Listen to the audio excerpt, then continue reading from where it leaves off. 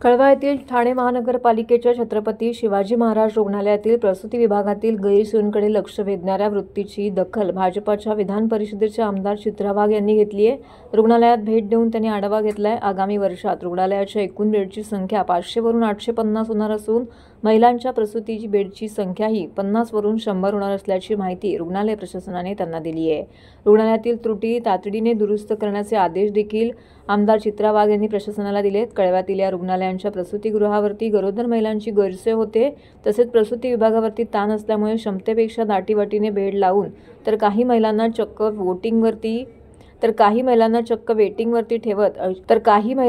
वेटिंगवर ठेवत कशी गरोदर महिलांची उडाताण होत असल्याचे वृत्त प्रसिद्ध केले आहे। याची दखल घेत आमदार चित्रा वाघ यांनी रुग्णालयात जाऊन तेथील गैरसोयींचा रुग्णालयाचे अधीक्षक अनिरुद्ध माळगावकर यांच्यासह प्रशासनाकडून आढावा घेतलाय। आमदार वाघ यांनी अचानक भेट दिली, रुग्णांबद्दल माहिती जाणून घेतली, तसेच कर्मचाऱ्यांची धावपळ झाली, तसेच त्या येताच कर्मचाऱ्यांची चांगलीच धावपळ उडाली। प्रसूती कक्षासमोरील बेड उपलब्ध नसल्याचा बोर्ड लगबगीने काढून टाकण्यात आला। गरोदर महिलांना होणाऱ्या त्रासाबाबत आपण पालिका आयुक्त आणि रुग्णालय प्रशासनाकडून आढावा घेतलाय। रुग्णालयात 25 गरोदर महिलांची सुविधा आहे, त्यापेक्षा अधिक महिला दाखल होत आहेत। ठाणे, कल्याण, भिवंडी, भाईंदर येथून महिला येतात हॉस्पिटलवरती, त्यामुळे ताण येतोय। त्रुटींवर बोट ठेवतानाच डिलिव्हरीनंतर महिलांना दिले जाणारे 15 वस्तूंचे किट, कॅशलेस सुविधांसह डॉक्टरांकडून मिळणाऱ्या चांगल्या आरोग्य सुविधा अशा बाबींचं त्यांनी कौतुक केलं आहे। यावेळी भाजपाच्या माजी नगरसेविका मृणाल पेंडसेसोबत इतर महिला पदाधिकारी देखील उपस्थित होत्या। काय झालंय, कसे बंद आहेत, कुठे केले, त्या सगळ्याची मी माहिती घेते आणि माहिती घेऊन पुन्हा एकदा तुमच्या सगळ्यांच्या समोर येते। मला वाटतं हे एकमेव नाही आहे ठाणे शहरामध्ये, हे एकमेव नाही आहे मॅटर्निटीचे 50, अजून 6 हॉस्पिटल्स आहेत, अजून 6 मॅटर्निटी सेंटर शहरामध्ये आहेत, परंतु इथे जास्त प्रेशर आहे हे मान्य करावं लागेल। कारण पुन्हा तेच आहे, शहरामध्ये जे 6 वेगळे मॅटर्निटी आहेत तिथे कदाचित ठाणे शहरातले लोक जात असतील, पण इकडे फक्त ठाणे शहरातली लोक येत नाहीत, इथे बाहेरून लोक येतात। आणि कुठेही कोणी गेलं, आता समजा मी ठाण्यात राहते, मी उल्हासनगरला गेले, मला अटॅक आला, तर मी ठाण्याची यायची वाट नाही बघणार, मी उल्हासनगर सिव्हिलला जाईन।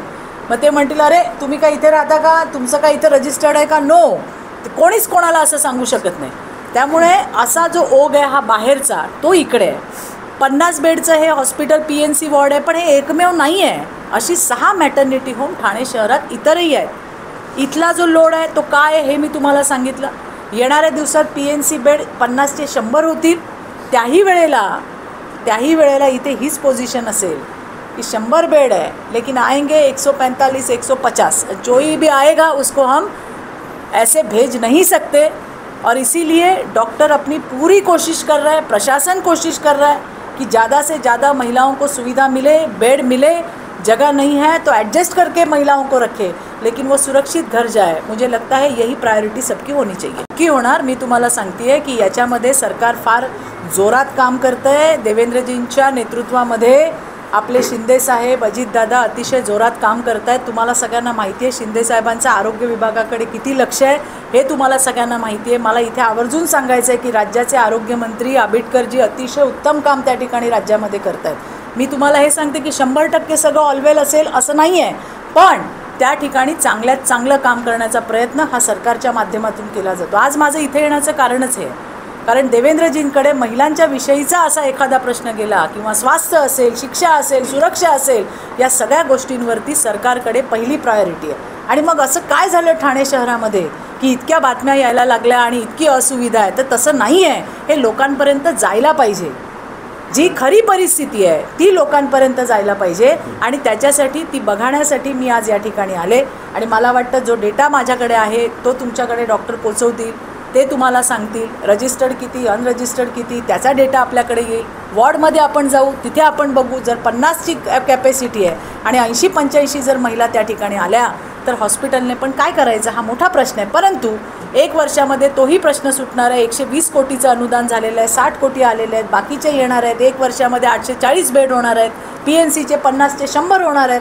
त्याच्यामुळे हळूहळू या सुविधा ज्या आपल्या सगळ्यांच्या डोक्यात आहेत, अपेक्षित आहेत आपल्याला की असं असायला पाहिजे, हे व्हायला थोडा वेळ लागेल। लेट जाऊ पण थेट जाऊ।